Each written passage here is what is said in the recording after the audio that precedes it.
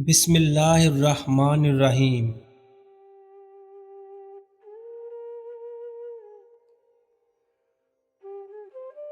مولانا رومی رحمۃ اللہ علیہ کہتے ہیں، دشمنوں سے زیادہ ہمارے وہ دوست خطرناک ہیں جو منافقانہ انداز میں ہمارے جذبات سے کھیلتے ہیں۔ ہمیشہ یہی ظاہر کرو کہ جیسے کچھ نہیں ہوا، چاہے کچھ بھی ہو جائے۔ اگر آپ نظر انداز کرنے کے عادی نہیں تو آپ بہت کچھ کھوئیں گے۔ سب سے پہلے اپنا سکون۔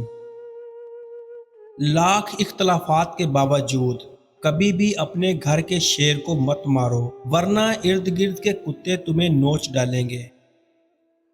کسی بھی چیز سے پریشان ہونے کی ضرورت نہیں ہے اے میرے دل، نہ تو یہ درد ہمیشہ رہنے والا ہے اور نہ ہی یہ زندگی۔ اپنے دل پر لگے زخموں کو نظر انداز مت کرو، بلکہ ان کو محسوس کرو، کیونکہ یہی تو وہ جگہ ہے جہاں سے روشنی تمہارے اندر داخل ہوتی ہے۔ طنز اور بحث سے رشتے کمزور ہو جاتے ہیں، لہٰذا اپنوں سے کبھی بھی ایسی لڑائی نہ لڑنا کہ لڑائی تو جیت جاؤ مگر اپنوں کو ہار جاؤ۔ پیچھے مڑ کے مت دیکھو، کوئی نہیں جانتا کہ دنیا کیسے شروع ہوئی۔ مستقبل کے بارے میں نہ ڈرو، کچھ بھی باقی رہنے والا نہیں ہے۔ اگر تم ماضی اور مستقبل میں پھنسے رہو گے تو حال گزر جائے گا۔ مومنوں کی محفل میں بیٹھ کر مومن کہلانا آسان ہے، لیکن تنہائی میں بیٹھ کر خود کو مومن کرنا بہت مشکل ہے۔ لفظ بدکار جب بھی آتا ہے، 99% لوگوں کے ذہنوں میں عورت آتی ہے۔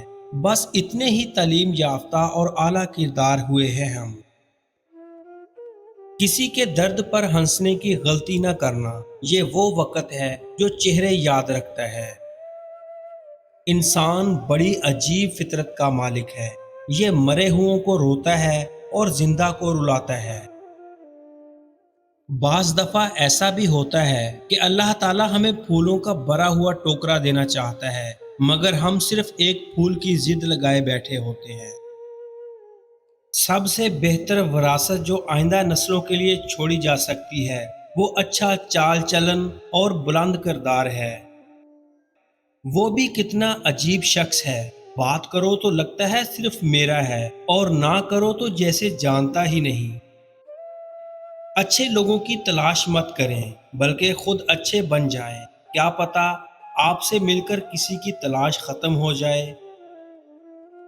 آپ زبردستی کسی کو دو کاموں کے لیے مجبور نہیں کر سکتے، ایک محبت اور دوسرا عبادت۔ دونوں دل سے ہوتی ہیں اور دونوں کا رشتہ روح سے جڑا ہوتا ہے۔ جب کوئی آپ کی ہزار مخلصانہ کوششوں کے باوجود بھی آپ کو چھوڑ جانے پہ باضد ہو تو پھر ایک ہی قیمتی تحفہ ہے جو اسے آپ کو دینا چاہیے، اور وہ ہے راستہ۔ حضرت علی رضی اللہ تعالی عنہ نے فرمایا، 3 طریقوں سے پریشانی خوشی میں بدل جاتی ہے۔ خاموش رہنا، خاموش رہنے سے پریشانی کم ہو جاتی ہے۔